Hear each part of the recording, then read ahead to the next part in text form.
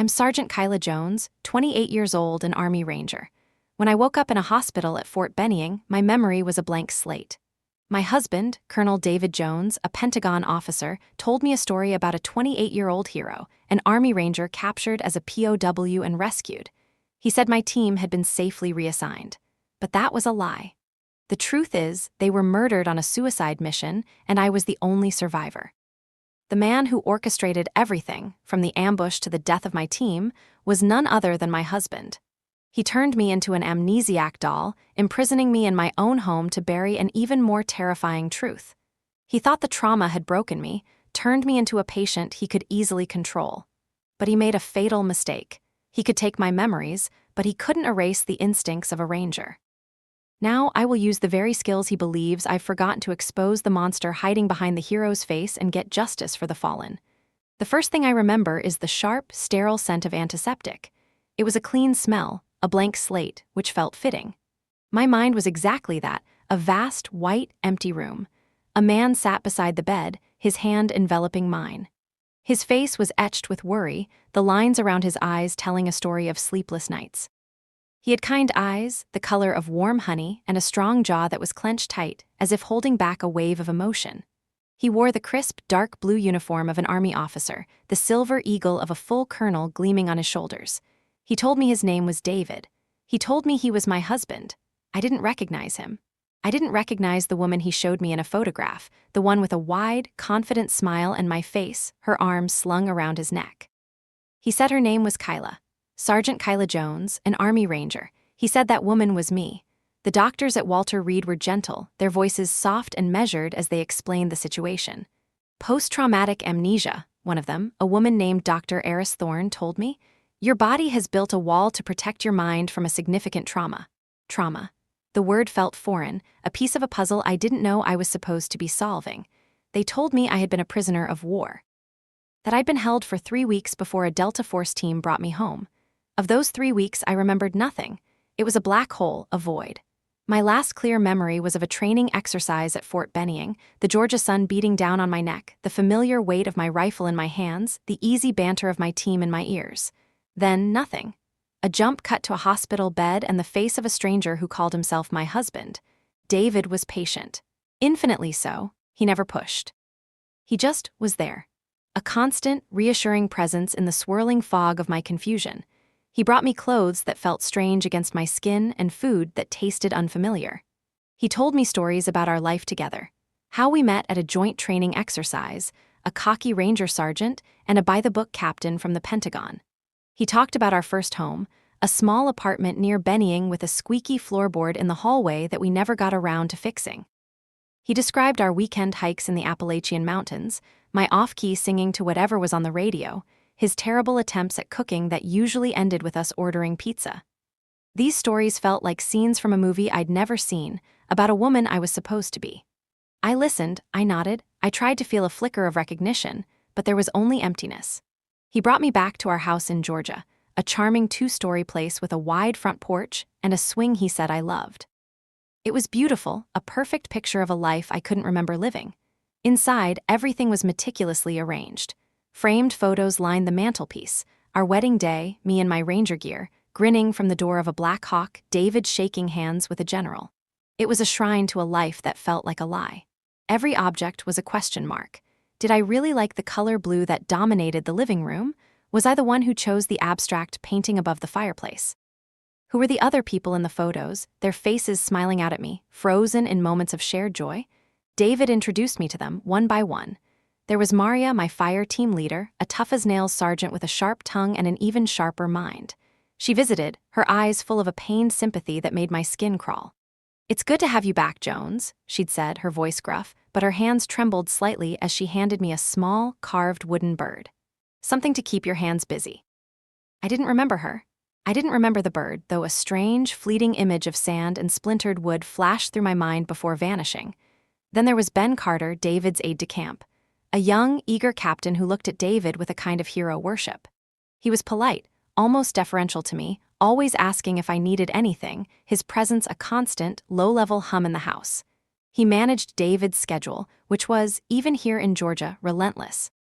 Calls from the Pentagon at all hours, encrypted briefings, a constant stream of information that David shielded me from. "Just work," he'd say with a dismissive wave of his hand. "Nothing you need to worry about." My therapy sessions with Dr. Thorne were the only place I felt I could be honest. We didn't meet in a sterile office, but in a small, quiet park downtown. She said the change of scenery might help. "How does it feel?" she asked one afternoon, her gaze steady and compassionate. "Being a stranger in your own life?" I watched a leaf drift down from a tall oak tree. "It feels like I'm an imposter," I confessed, the words tasting like ash. "Like I've stolen someone's husband, someone's house, someone's memories." David, he looks at me and he sees the woman in those pictures. But when I look in the mirror, I don't know who I see. He's so kind, so patient. He's doing everything right. And all I feel is guilt, and this gaping hole where my life used to be. "That's not guilt, Kyla, it's grief. You're grieving a part of yourself that you've lost. It's a natural response." She paused. "Have there been any flashes, anything at all?" I hesitated. There had been whispers in the dark, fragments of sensation that made no sense, the coppery taste of blood in my mouth, the rough texture of a burlap sack scratching against my cheek, the chillingly calm sound of a man's voice speaking a language I didn't recognize but somehow understood on a primal level. They came and went in a blink, leaving me dizzy and nauseous. When I told David about them, his face would tighten, that muscle in his jaw working overtime. He'd hold me close and murmur soothing words, telling me it was just the trauma my brain trying to heal, trying to fill in the blanks with nightmares. "Don't try to force it, Kai," he'd say, his voice a low rumble against my ear. "It'll come back when it's ready, or it won't. Either way, we'll build something new, together." I wanted to believe him. God, I wanted to sink into the safety of his arms and let him be my anchor. But the fragments were becoming more frequent, more vivid. One evening, David was on a secure video call in his study. I was walking past and the door was slightly ajar. I heard a name I hadn't heard before. Commander Thompson. David's voice was low, tense, urgent. "No, sir, there's been no change. Her memory is a complete blank slate regarding the incident. We have to maintain the protocol. No contact from anyone in her former chain of command, especially not Thompson." I froze, my hand on the wall. Thompson. The name echoed in the empty chambers of my mind. It felt heavy, dangerous. A sliver of a memory, sharp and cold, pierced the fog. A man's face older, with cold, calculating eyes and a thin, cruel smile. He was in uniform, a colonel's eagle just like David's, but his was tarnished, dark. He was looking at me, not with concern, but with satisfaction. The image was gone as quickly as it came, leaving my heart pounding against my ribs. Later that night, I lay in bed, pretending to be asleep. David's breathing was deep and even beside me, but I couldn't rest. His words from the phone call replayed in my head. Maintain the protocol. Especially not Thompson. Why? Why was I being isolated from my old command? Who was Commander Thompson, and why did the mention of his name feel like a key turning in a lock I was terrified to open? David was my husband. He was my rock, my protector. He was the only thing I had in this broken, unfamiliar world. But for the first time, a sliver of doubt, cold and sharp, wedged itself into my heart. What if the walls my mind had built weren't just to protect me from a trauma? What if they were also hiding a truth that my loving husband didn't want me to remember? Use arrow up and arrow down to select a turn, enter to jump to it, and escape to return to the chat. The name Thompson became a stone in my shoe, a constant, irritating pressure I couldn't ignore. I started watching David differently. I studied the way his smile didn't quite reach his eyes when he talked about my recovery. I noticed how he deftly changed the subject whenever I asked specific questions about my last mission. It wasn't just protection anymore, it felt like redirection. He was building a new life for us, a beautiful, gilded cage, and I was beginning to feel the bars. One morning, as he was making coffee, the rich aroma filling the kitchen, I decided to test the waters. "David," I began, my voice carefully casual. "That name I heard you say on the phone the other night, Thompson, was he my commanding officer?" David didn't turn around, but I saw his shoulders tense for a fraction of a second. He finished pouring the coffee before facing me, his expression perfectly composed. "Commander Alan Thompson," he said, his voice even. "He was your battalion commander, yes. Not someone you need to worry about, Kyla. He's an abrasive man, old school. I didn't want him bothering you during your recovery. The doctors and I agreed it was best to limit your contact to close friends and family for now." "Bothering me? Why would he bother me? He pushes people, Kai, it's his way. And right now, you need peace. You need to heal, not get grilled by a career-obsessed officer looking to close a file." He set the mug down in front of me, his hand covering mine. His skin was warm, his touch gentle. I'm protecting you, that's all, trust me. I looked into his honey-colored eyes, so full of what looked like sincere devotion, and I felt a wave of self-loathing. How could I doubt this man? He had saved me. He was nursing me back to health. He loved me. But his explanation, as smooth and plausible as it was, felt rehearsed. It didn't quiet the alarm bells ringing faintly in the back of my mind. It just made them sound more urgent. The fragments continued, growing teeth. One afternoon, while watering the plants on the porch, the scent of damp earth triggered a flash so vivid it made me drop the watering can. I was on my knees, my hands bound behind my back. The air was thick with the smell of dust and something metallic, like stale blood. A man stood over me. I couldn't see his face, but I saw his boots, standard-issue combat boots, caked in mud. And I heard his voice, an American voice, speaking in low, urgent tones to someone just out of sight. "It's done. No witnesses. The asset is secure." Asset. Was that me? Then another voice, the one I recognized from my nightmares, the chillingly calm one, replied in that foreign language. The American spoke again. "The colonel will be pleased." Colonel, like David, like Thompson. The vision shattered, leaving me gasping for air, the porch swing swaying gently in a breeze I couldn't feel. I knew I couldn't ask David about it. He would just tell me it was a nightmare, a phantom of the trauma. I needed someone from my other life, someone who was there. I needed Maria. David had told me she'd been reassigned to a training cadre at Fort Bragg, a desk job to let her recover, he'd said. He had her number, but I knew asking him for it would raise 1,000 red flags. So I did something I hadn't done since I woke up in that hospital. I thought like a ranger. I didn't have a phone. David insisted it would be too overwhelming, but he had a laptop. I waited until he was on another one of his long, encrypted calls in his study. I went to our bedroom and powered it on. My fingers hesitated over the keyboard. I didn't know the password. I tried my birthday. Nothing. I tried his. Nothing. I tried our anniversary, the date he'd told me, the one engraved on the inside of the wedding band he'd placed back on my finger. The screen unlocked. My hands shook as I opened a browser. I didn't know Maria's last name, a shocking realization of just how much I'd lost. We had been through hell together, and I didn't even know her full name. I typed Sergeant Maria Army Ranger Fort Benning into the search bar. The results were a blur of articles and official posts. Then I saw it, a local news piece from a year ago about a community outreach event.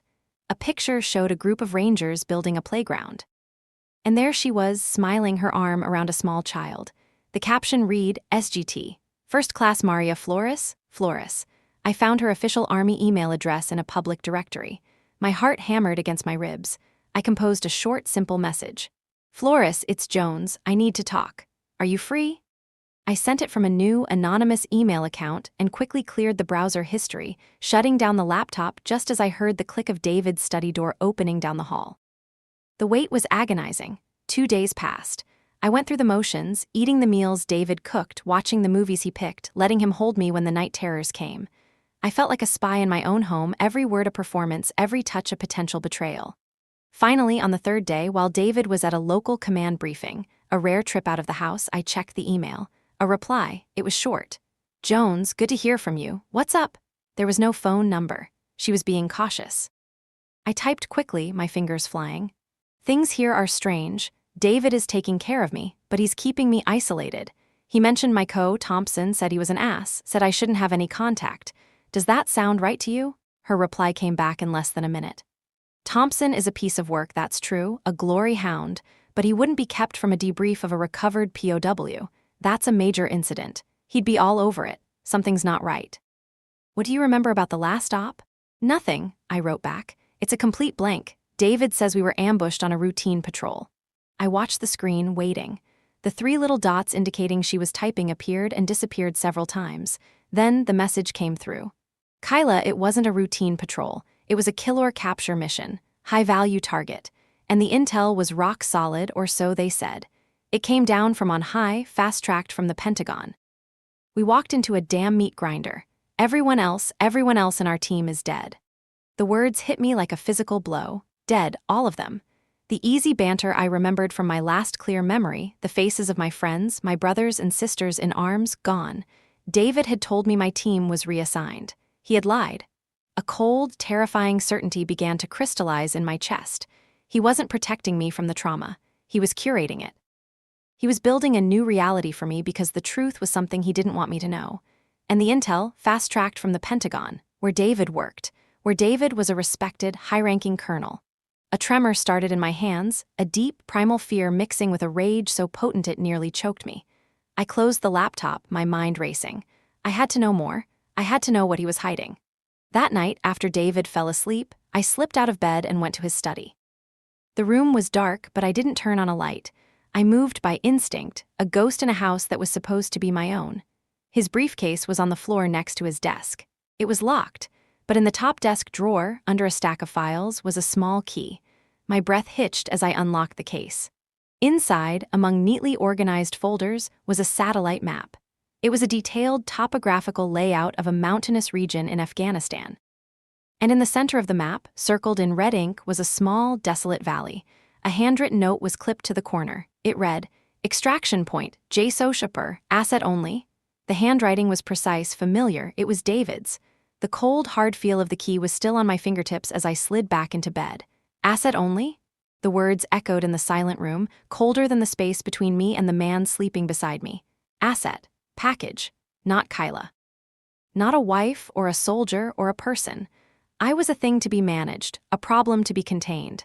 The fragmented memory of the American voice in the dust, the asset is secure, crashed into David's neat handwriting on the map.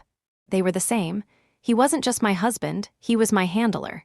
He hadn't just welcomed home a survivor, he had taken possession of a piece of damaged goods.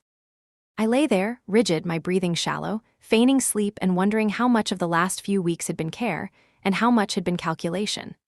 The next morning, the sun streamed into the kitchen, glinting off the polished granite countertops, but everything felt different. The light seemed harsh, exposing a layer of dust I hadn't noticed before. The house, once a symbol of a life I'd lost, now felt like an elaborate stage, and I was the unwilling lead in a play I didn't understand. David made pancakes just like he did every Sunday. He hummed a tune that was slightly off-key, a habit he'd told me I used to tease him about. Today, the sound grated on my nerves. "You're quiet this morning, Kai," he said, placing a plate in front of me. "Bad night?" I forced a smile that felt like cracking plaster. "Just a little tired. The nightmares were active." It wasn't a complete lie. The reality I was waking up to was far more terrifying than any dream. He rounded the island and placed his hands on my shoulders, squeezing gently. His touch, which I had once craved for its reassurance, now felt like a weight, pinning me in place. "We'll get through it. Dr. Thorne says it's a sign of your brain healing, trying to process things." "Right," I said, my voice flat. "Healing." Later that morning, Captain Ben Carter arrived. He brought a locked courier bag, his face bright and professional as always. While David signed the documents inside, I brought Ben a glass of iced tea. "It must have been a relief for you, Captain," I said, my tone conversational, "when they finally found me, for the Colonel's sake." Ben's boyish face softened with sincerity. "Ma'am, you have no idea. The Colonel was a force of nature. He basically set up a parallel command post from his office, called in every marker he had, cut through so much red tape it made generals' heads spin. He was on secure comms day and night, personally vetting the intel, coordinating with JSOC. I've never seen an officer take control of a situation like that. He ran your recovery from his desk. He brought you home, Sergeant." His words, meant to be a testament to David's love and dedication, landed like hammer blows. He ran the recovery. He wasn't just a frantic husband on the sidelines. He was in the nerve center, pulling the strings. The ambush, the capture, the rescue. David had been at the heart of it all, which meant he knew exactly who was on my team. He knew they weren't reassigned. He knew they were dead. The lie was monstrous, a deliberate, calculated deception. I thanked Ben, my hands trembling slightly as I took his empty glass. I felt his eyes on me, a flicker of concern. "Are you all right, ma'am?" "Perfectly fine, Captain," I said, my voice a stranger's. "Just healing." That afternoon, I was aimlessly flipping through channels on the television. I was looking for a distraction, a mindless movie, anything to silence the screaming in my head. A news channel was on, showing a retrospective on the war in Afghanistan. Suddenly, the screen filled with B-roll footage, a helicopter flying low over a series of barren, jagged peaks. The landscape was achingly familiar. It was the same terrain from the map in David's briefcase. The world dissolved. The sound of the television faded into a dull roar. I wasn't in Georgia anymore. I was on the ground, the taste of grit and fear in my mouth. The ambush was a blur of noise and chaos. The crack of incoming rounds, the screams of my friends, Maria yelling, "Jones, get down!" Then a concussive force, a flash of white-hot pain at the back of my skull and darkness. When I came to, I was being dragged by my vest. My vision was blurry. I saw the boots of my teammates, still and silent on the rocky ground. They were all dead, every single one. The grief was a physical blow, so sharp and sudden it stole my breath. Then I heard the voices, the man speaking the foreign language and the American. He was kneeling beside me, checking my pulse. I saw the flag on his shoulder, but it was a sterile, unmarked patch. He wasn't army, he was something else. He keyed his radio and a voice crackled in his earpiece. My head was ringing, but I heard it. A voice I knew better than my own, a voice that had whispered words of love in my ear. It was David. And he said, "Is the package secure?" The American operative looked down at me, his face hidden by shadows and gear. "The package is secure," he replied. "I repeat, the package is secure. Minimal damage, proceeding to the extraction point." "Good," David's voice said, tinny and distant through the radio. "Bring her home." The memory ended. I was on my knees on the living room floor, the remote control clutched in my fist. Tears were streaming down my face, hot and furious. It wasn't trauma creating nightmares. It was memory breaking through the dam. David hadn't rescued me from the enemy. He had arranged for me to be captured by professionals. My team wasn't killed by insurgents in a random ambush. My team was eliminated. They were the witnesses the American had mentioned. And I was the package. He had brought me home, not to love me, but to control me. To ensure the truth of what happened in that valley died with my memory. That evening, I was unnaturally calm.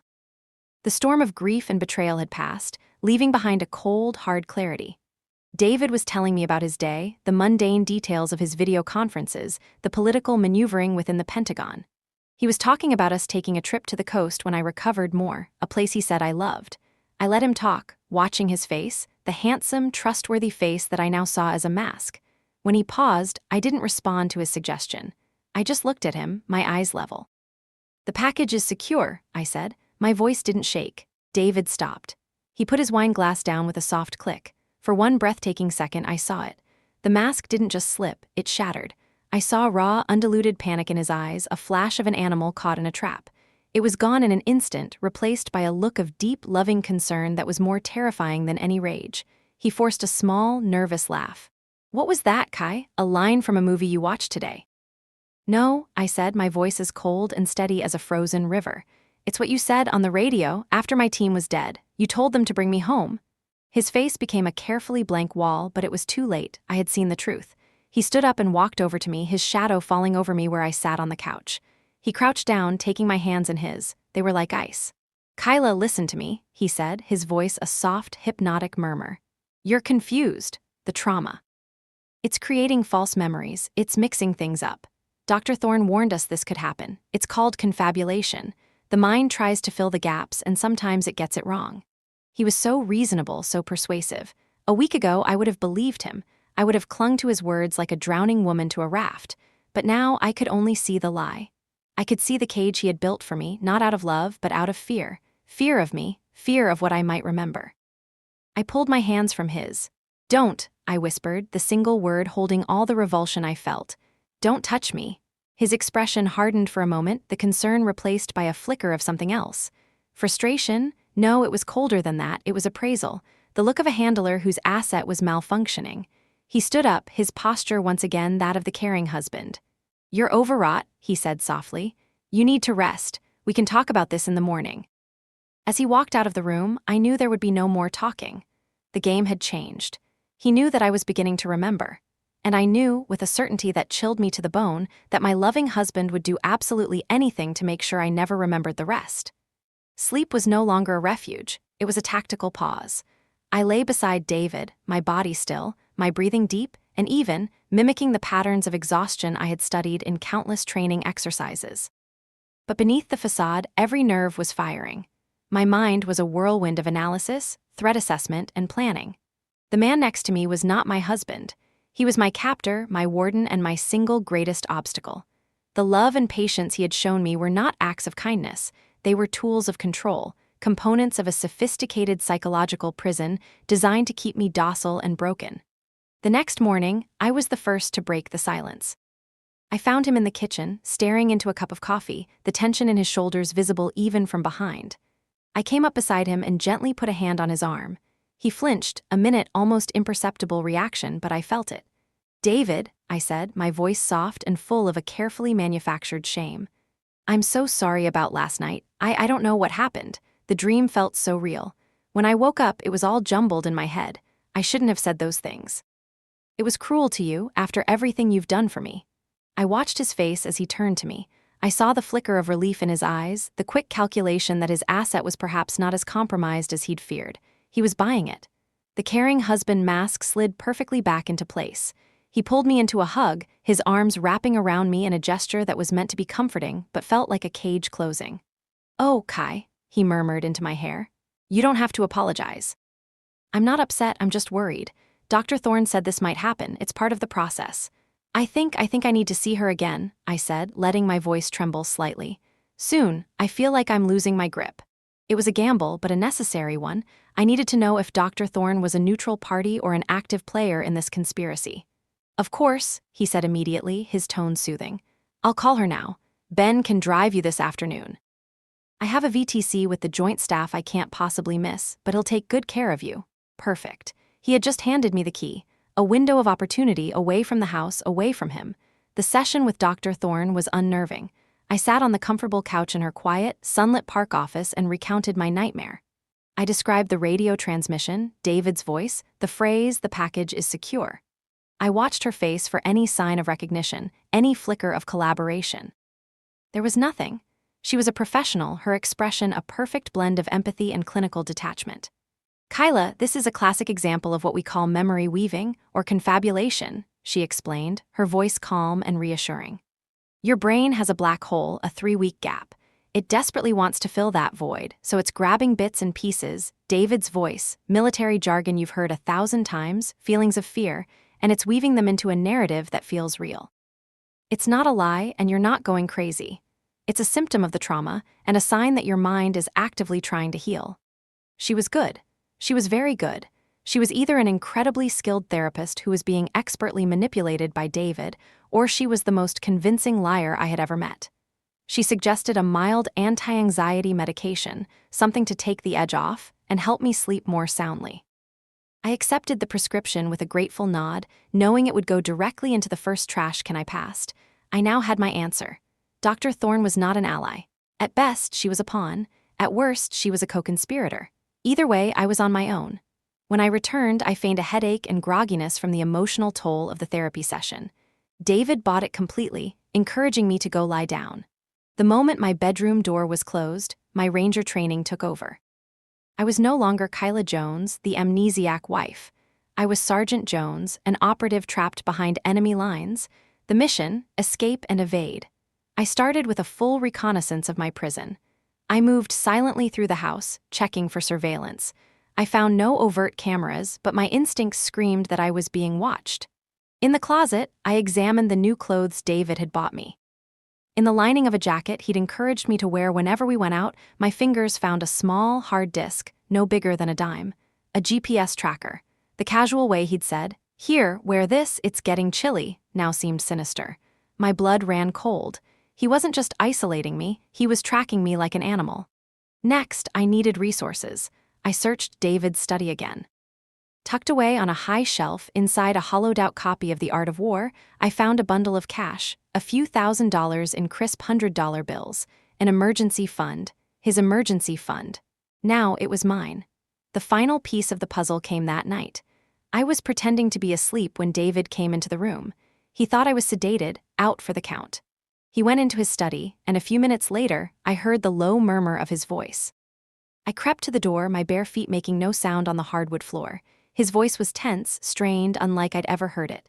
"I don't care what your orders are, Alan. You will stand down." A pause. "No, she doesn't remember anything concrete. It's just fragments, nightmares. I can handle it." Another, longer pause, his voice dropping so low I could barely hear it. "Because she is my wife, damn it, not some loose end you need to clean up. That is not an option. You will not touch her." "Is that clear?" He was silent for a moment. "Just give me more time. I have it under control. Don't push me, Alan. You know what I'm capable of." Alan, Commander Alan Thompson, my former David wasn't just lying to me. He was actively fighting with his superiors to keep me alive. Thompson didn't want me isolated. He wanted me eliminated. Suddenly, David's actions took on a new, terrifying dimension. He had orchestrated the deaths of my team and my capture, not out of malice towards me, but to pull me off a chessboard where Thompson was about to sacrifice me. He'd caged me to protect me from a far more ruthless predator. This didn't make him a hero. It made him a monster who had chosen the lesser of two monstrous evils. He had saved my life by destroying it. And now, the man he'd saved me from was getting impatient. Time had run out. My escape plan, which had been a theoretical exercise, now became an immediate operational necessity. My next appointment with the physical therapist was in 2 days. Ben Carter would be my driver. That would be my window. The morning of the appointment, I dressed carefully.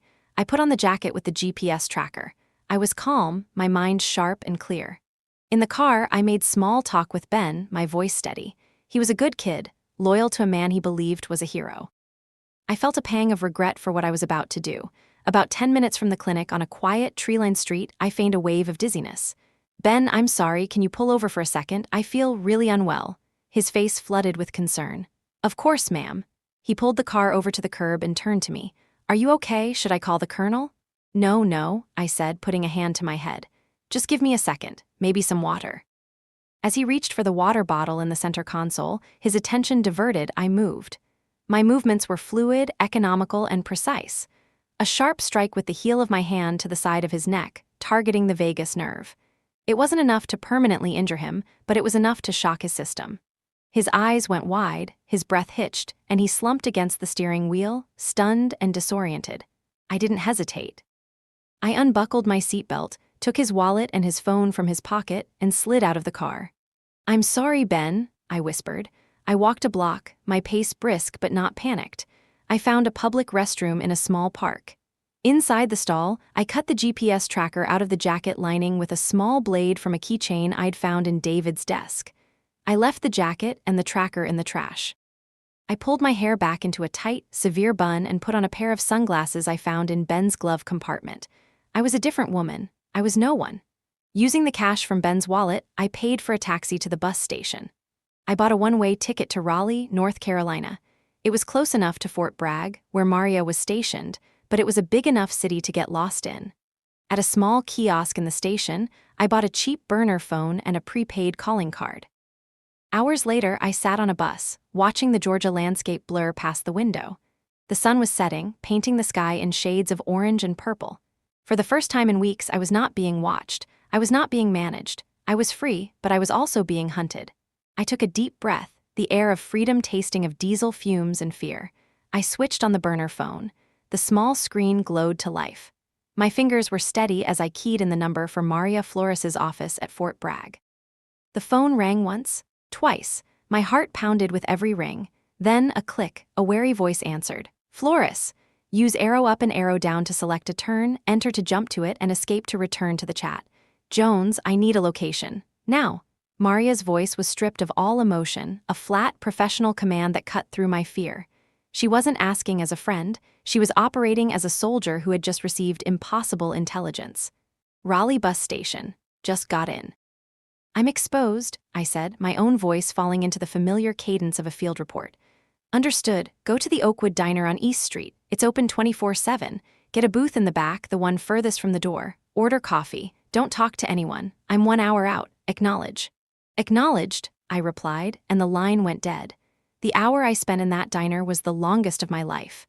The smell of stale coffee and grease hung heavy in the air. Every time the bell above the door jingled, my head would snap up, my hand instinctively twitching for a weapon that wasn't there. I was a ghost, a woman officially declared dead, then a convalescing patient, and now a fugitive. David had already discovered my escape. I had no doubt. Ben would have woken up disoriented and immediately made the call. A nationwide net would be tightening around me, an alert for a missing, mentally unstable veteran. David's narrative would be that I was suffering from delusions, a danger to myself. It was the perfect trap. Who would believe a traumatized amnesiac over a decorated Pentagon colonel, her loving, worried husband? Exactly 1 hour after my call, the diner door opened. Maria walked in. She was in civilian clothes, jeans, and a plain gray hoodie, but she moved with the coiled readiness of a ranger. She scanned the room in a single, fluid motion, her eyes skipping over me at first, then locking on. She wasn't alone. A man followed her in, tall and wiry with restless eyes that seemed to take in every angle of the room at once. He sat in a booth opposite mine, giving him a clear view of the door and the street, while Maria slid into the seat across from me. She didn't say hello. She just stared at me, her expression a hard, unreadable mask. "Prove it," she said, her voice low. "Prove you're you." "Op Trident Fury, 2023, I said without hesitation. "Your water purifier broke on day 3. You said you'd rather drink straight from a puddle than listen to Sergeant Miller's snoring one more night. So you did. You were on latrine duty for a week." A flicker of a smile, gone as quickly as it came. "Your turn," she said. Our final seer exercise at Bragg. The instructor playing the interrogator was Captain Dubois. "You convinced him you were the daughter of a Quebecois diplomat and spoke nothing but French for 6 hours straight until he gave up and failed you on the communication portion just to shut you up." The tension in her shoulders eased just a fraction. "All right, Jones, it's you. Now talk from the top, and don't leave anything out." I told her everything. The sterile hospital room, David's patient kindness, the fragmented memories, the GPS tracker, Thompson's name, the phone call I overheard. I told her about the mission, the ambush, my team being executed, David's voice on the radio. The man in the other booth, who Maria introduced only as Jax, slid over to join us. His restless eyes were now fixed on me, sharp and analytical. When I finished, silence hung over the table. Maria stared into her empty coffee cup, her jaw tight. "They're all gone, Kyla," she whispered, the first time she'd used my name. The grief in her voice was raw. "After the ambush, the official story was that your team was wiped out by a previously unknown insurgent cell with advanced weaponry. You were listed as MIA, presumed dead. The whole thing was classified top secret within hours. Thompson himself flew in to oversee the initial investigation. He shut it down in 2 days. Case closed. No survivors." "He was covering his tracks," I said, the bitter certainty solidifying in my gut. Jax leaned forward, his voice a low, gravelly hum. "Your husband is Colonel David Jones, Pentagon, G357, Deputy Director for Special Projects. He has access to damn near every intelligence and operational database in the military. He's got friends in JSOC, the CIA, everywhere. If he's hunting you, he has the eyes and ears of the entire U.S. government at his disposal. But the story he's spinning, that's the real problem." He pulled out a small, ruggedized tablet and slid it across the table. On the screen was an internal bolo alert. My face, my service photo, stared back at me. Underneath, the text read, "Be on the lookout for Sergeant Kyla Jones, veteran suffering from severe PTSD and dissociative amnesia. May be experiencing paranoid delusions and could be a danger to herself. Subject is considered a high-risk missing person. If located, do not approach. Contact Colonel David Jones immediately at this secure number." "He's discredited you before you've even spoken," Jax said grimly. "You're not a whistleblower, you're a mental patient. It's brilliant, and it's airtight." A wave of helpless fury washed over me. "So what do? I can't run forever, and I'm not letting them get away with murdering our team." Maria looked up, her eyes hard as flint. "You don't run, we fight, but we can't do it alone." She looked at Jax. "We need a safe house, and we need Leo." Jax nodded. "My place is clean. No network connection, completely off-grid. We can get there. Leo's working nights at the VA hospital this week. I can have him there in the morning." We left the diner through the back kitchen, Jax having already paid the bill and wiped our table clean of prints. He drove a beat-up, anonymous-looking sedan, taking a winding, unpredictable route through the city's backstreets. He drove in silence for nearly an hour before pulling into the garage of a small, nondescript single-story house in a quiet suburb. The place was Spartan, furnished with military surplus cots and folding chairs. It was a safe house, a place that didn't officially exist. The next morning, another man arrived. He had the broad, steady build of a former field medic and kind, tired eyes. This was Leo. He checked me over, asked a series of pointed questions about my physical and mental state, and declared me to be, in his professional opinion, scared, pissed off, and exhausted, but 100% sane. The 4 of us sat around a small folding table. For the first time, I felt like I had a team again. "Okay," Maria said, taking charge. "Here's the situation. We have 2 primary hostiles. Thompson is the architect. He wanted our unit gone to cover a mistake, and he wants Kyla silenced permanently. David is the handler. He saved Kyla's life, but he's complicit in the cover-up and will do anything to keep her contained and control the narrative. We are a rogue element with no resources against 2 high-ranking colonels with the full weight of the U.S. military behind them. So we need leverage," Jack said. his fingers already tapping away at a heavily encrypted laptop he'd pulled from a hidden compartment in the wall. We need incontrovertible proof, something that can't be dismissed as the ramblings of a traumatized soldier. We need original mission orders, audio files, intel reports. Something that proves the intel for that mission was deliberately falsified to send you into a kill box. And that intel, I said, the pieces clicking into place, was fast-tracked from the Pentagon, from David's department. Jax's eyes lit up with a dangerous gleam. Exactly. If Thompson wanted to set you up, he'd need a high-level accomplice to cook the books, to build a legitimate-looking mission profile around a phony intelligence package, someone like your husband. The air went out of the room. It wasn't just that David had saved me. He had helped build the trap that killed my friends. So the proof we need is in the Pentagon, Maria said, her voice grim, on secure servers that are probably some of the most protected in the world. And David's personal files, I added, my voice cold. He's meticulous, he's arrogant, he'd keep a copy, an insurance policy against Thompson in case things went sideways. Jax looked up from his laptop, a slow, wolfish grin spreading across his face. The Pentagon is a fortress, but Colonel David Jones has a home office. And I'm willing to bet he has a high-speed, encrypted connection straight to his work servers from that charming little house in Georgia. He looked at me. You've been inside the wire. You know the layout. You know the man's habits. A new mission began to form in my mind, a terrifying, impossible plan. It wasn't about running anymore. It was about turning the tables. You're talking about infiltration, I said. Maria nodded, her eyes locked on mine. We're not just going to expose them, Kyla, she said, her voice filled with a cold, righteous fury. We're going to burn them to the ground. The safe house transformed into a mission planning cell. Jax covered the walls with satellite imagery of David's neighborhood and blueprints of the house he'd pulled from county records. Leo stockpiled medical supplies. Maria drilled me, running me through close-quarters combat scenarios in the garage until my muscles ached with a familiar, welcome burn. This was my element. The fog of being a patient was gone, replaced by the sharp, cold clarity of a mission. It's a fortress, Jax announced, pointing to his screen. Since you left, he's upgraded. The property is wired with a new suite of seismic and infrared sensors. The house itself has pressure plates on all ground floor windows and doors. His home network is now routed through a military-grade encryption tunnel. If I so much as try to ping his router, it'll trigger a dozen silent alarms at the Pentagon's Cyber Command. So a direct assault is out, Maria stated, crossing her arms. We can't outgun the U.S. Army. We don't have to, I said, my eyes fixed on the blueprint. We don't fight the system. We use the man. David is arrogant, he's meticulous, and he trusts his own work above all else. He built this cage, so he believes he's the only one who knows its weaknesses. I pointed to the study. That's the nerve center. But his pride and joy is his private server in the basement. It's climate-controlled, physically isolated. It's where he keeps his personal backups, his insurance policies. He told me once that digital files can be erased, but physical hardware is truth. A plan began to form, a ghost of an idea. So we can't get in through the network, I continued, looking at Jax. But what if the threat doesn't come from the outside? What if it comes from within? Jax's fingers stilled on his keyboard. A slow grin spread across his face. A Trojan horse. You're talking about making him think his own system is compromised. We create a problem that only he can fix.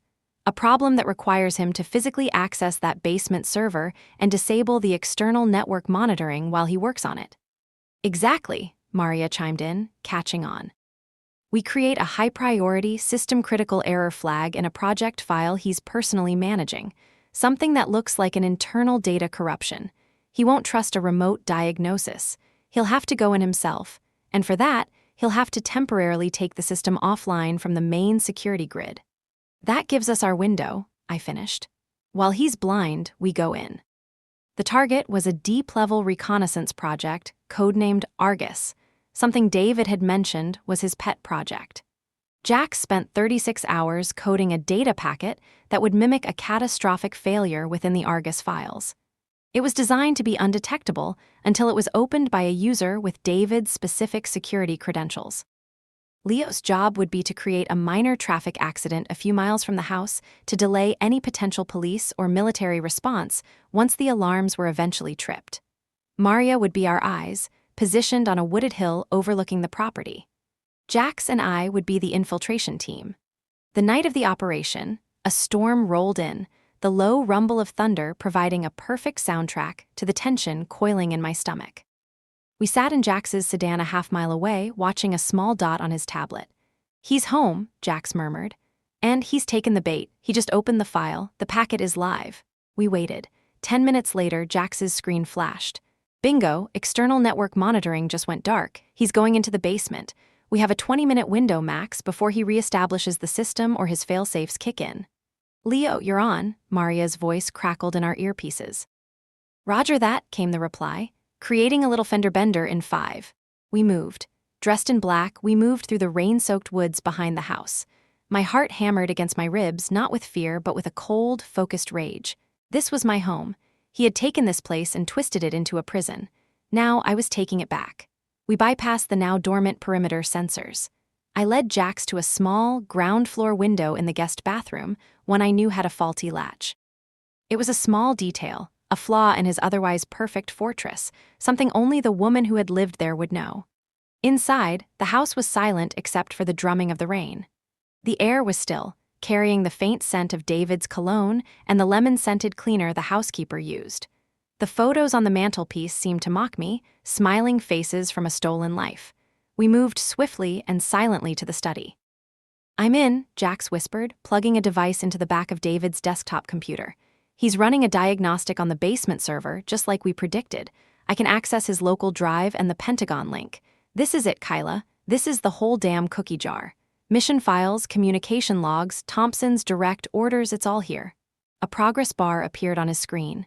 "Downloading now. This is gonna take a few minutes." The minutes stretched into an eternity.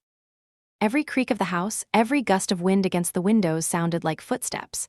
I stood guard at the study door, my senses on high alert, my body a coiled spring. 70%, Jax said, his eyes glued to the screen. Suddenly, Maria's voice, sharp and urgent, cut through the silence in my earpiece. "Kyla, we have a problem, big problem. A black SUV, no plates, just pulled up to the front of the house. 2 men getting out. They're not David's security. They look like hitters." My blood ran cold. Thompson, he hadn't trusted David to handle the situation.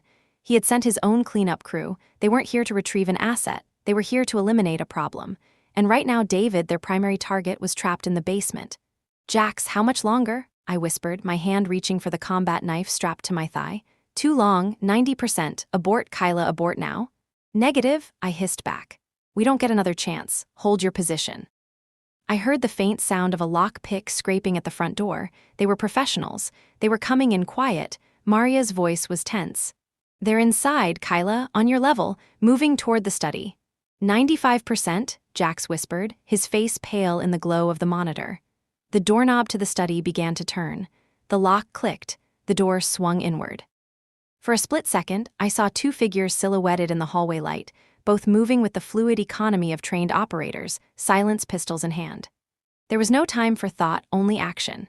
I lunged forward, not at them, but into the door itself, slamming it back into the lead man's face with the full force of my body. A satisfying crunch of cartilage and a muffled grunt of pain told me I'd broken his nose. Jax, bless his training, reacted instantly. He ripped the drive from the computer, shoving it into his pocket as he kicked the heavy oak desk, sending it crashing onto its side and creating a makeshift barricade. The second man pushed his stunned partner aside and raised his weapon. I didn't give him the chance. I used the momentum of my lunge to pivot low, grabbing a heavy glass paperweight from the toppled desk and flinging it at his head. It wasn't a kill shot, but it was enough. The heavy crystal glanced off his temple, and his aim wavered for a critical second. That second was all I needed. I closed the distance, my knife in my hand. The fight was a blur of brutal, intimate violence. It wasn't a clean, choreographed movie scene. It was ugly, desperate, and silent except for the grunts of exertion and the sickening thud of blows landing on flesh and bone. One man was down, but the other, his face a mask of blood, was back in the fight. He was strong, and he knew what he was doing. He caught my wrist, twisting it until I cried out and the knife clattered to the floor. Suddenly, another figure filled the doorway. It was David. He was holding a pistol, his face a mixture of shock, confusion, and dawning horror. For a heart-stopping moment, he just stood there, taking in the scene. His study in ruins, his wife locked in a life-or-death struggle with a man he clearly recognized. The man saw him too, and a flicker of panic crossed his face. "Colonel," he grunted, distracted. It was the opening I needed. I drove my knee hard into his groin. As he doubled over, David finally moved. He didn't hesitate. He didn't try to reason. He raised his weapon and fired 2 rounds, the suppressed fut-fut sound shockingly quiet in the enclosed space. The man holding me went rigid and then collapsed, his dead weight slumping against me. I shoved him off, gasping for breath, my body screaming with adrenaline and pain. David and I stood on opposite sides of the wrecked room, 2 dead men between us, the silence deafening. His eyes weren't on the bodies, they were on me, filled with a desperate, complicated anguish. "Kyla," he started, taking a step forward. "Stay where you are," I commanded, my voice a low growl. "Download complete," Jack said from behind the desk, his voice shaking slightly.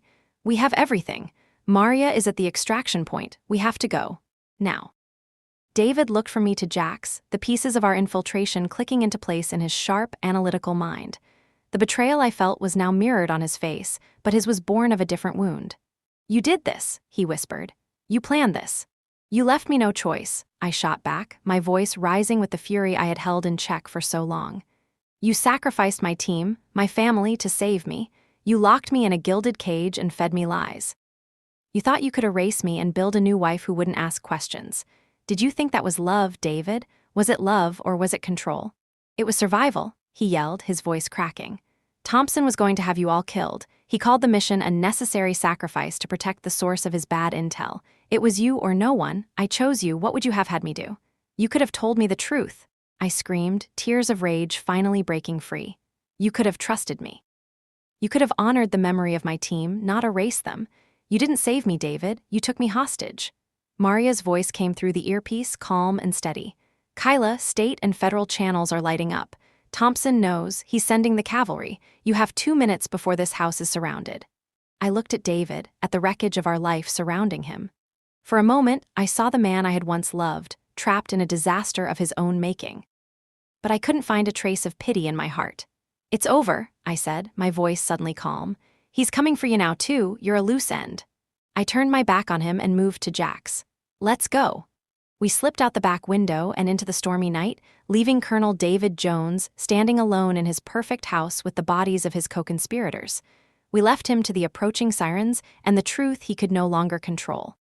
Weeks later, we were in a small, anonymous apartment overlooking the Puget Sound. The story had exploded. An investigative journalist, a trusted contact of Jax's, had published the first of a series of articles based on the data we'd retrieved. The Argus files were an irrefutable log of deceit, corruption, and murder. Commander Thompson was arrested during a Senate Armed Services Committee hearing. Colonel David Jones surrendered to military police the same night we left and was facing charges of conspiracy, accessory to murder, and a dozen violations of the UCMJ. The names of my team were cleared. They weren't killed by insurgents. They were recognized as soldiers who had been deliberately sacrificed by a corrupt commander. Their families finally had the truth. A memorial was planned at Fort Benning. I stood on the balcony, the cold, salty air a clean, sharp contrast to the sterile prison of my recovery. My memory was still a patchwork of shadows and light, but the gaps no longer felt like a void. They were scars. They were a part of the new woman I had become. The old Kyla Jones was gone, lost in that valley in Afghanistan, but in her place was someone stronger, someone who had walked through the fire and emerged with the truth. Maria, Jax, and Leah were my family now, a unit forged not by orders but by loyalty and a shared fight for justice. We had saved each other. My past was not a weight holding me down, but a foundation upon which I could build. The memories of my fallen friends were not a source of pain, but a beacon of honor. I would live my life in a way that would make them proud. I was a ranger. And for the first time since waking up in that hospital, I knew exactly who I was. I was a survivor. And I was finally free.